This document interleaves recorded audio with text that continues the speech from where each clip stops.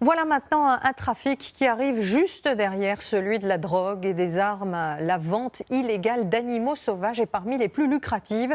Et c'est l'Espagne qui est devenue la porte d'entrée européenne de ce commerce illicite, avec des conditions de transport terribles pour les animaux. Enquête signée Julien Garel, Lucie Chaussois et Kylian Le Bouquin.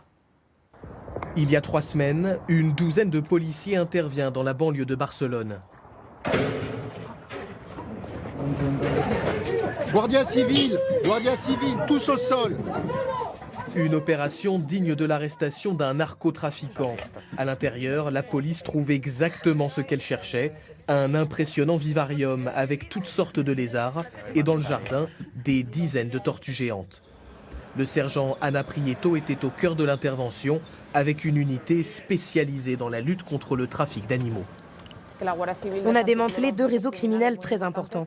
Certaines des tortues qu'on a trouvées ont une valeur de 30 000 euros. Sa position géographique a fait de l'Espagne la porte d'entrée du trafic d'animaux sauvages sur notre continent.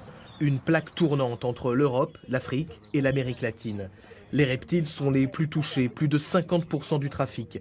Mais chaque année, des centaines d'oiseaux, singes ou félins transitent aussi illégalement par les ports espagnols, comme celui de Valence. Tiens, regardons ici, on va jeter un coup d'œil. S'ils ne sont pas interceptés par les douaniers, certains continuent leur route vers l'Asie ou le reste de l'Europe, notamment la France, cachés par les trafiquants dans des containers. On est particulièrement vigilant quand il y a des liaisons directes en provenance de pays africains. C'est là qu'on trouve le plus d'animaux, la plupart du temps des espèces protégées. Des traversées souvent fatales aux animaux, 75% meurent pendant le transport. Nous retrouvons le sergent Ana Prieto. Lorsqu'elle n'est pas en opération, elle traque sur Internet les ventes illégales d'animaux exotiques. Ce boa, par exemple, est vendu 1 500 €.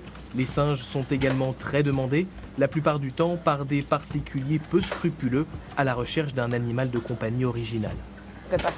Comme vous pouvez voir, c'est très facile de trouver des pages web où on nous propose d'acheter des animaux dont on ignore complètement l'origine.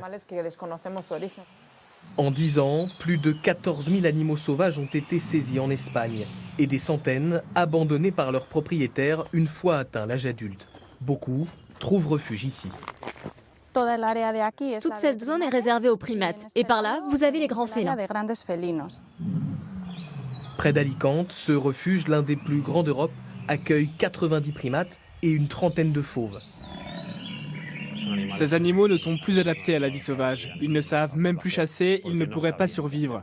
Ils mourraient rapidement ou seraient des proies faciles pour les braconniers.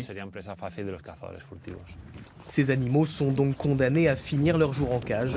À l'échelle mondiale, le trafic d'animaux exotiques engendre chaque année près de 15 milliards d'euros de chiffre d'affaires. La préservation des espèces, une question